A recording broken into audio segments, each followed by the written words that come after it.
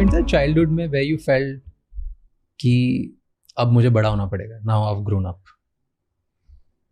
वो तो मुझे अभी तक फील नहीं होता. But maturity, what do you feel? कौन से पॉइंट पे हर बच्चे को एक टाइम पे लगता है ना कि चलो अब रिस्पॉन्सिबिलिटी है, मैं बड़ा हो गया है. किस पॉइंट पे ऐसा लगा?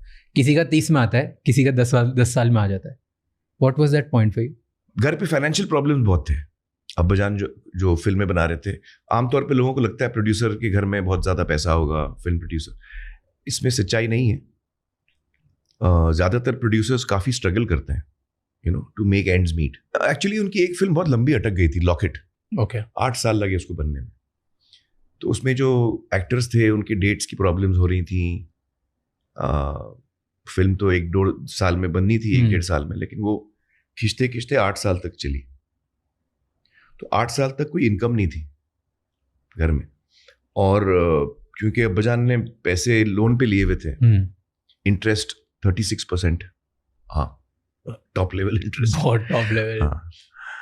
तो there was a rough patch in the middle, you know.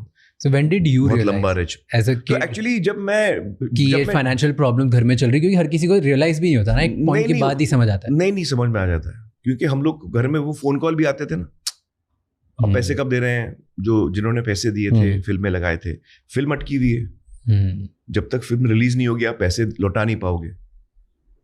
तो he was stuck in a, you know, in a vicious circle.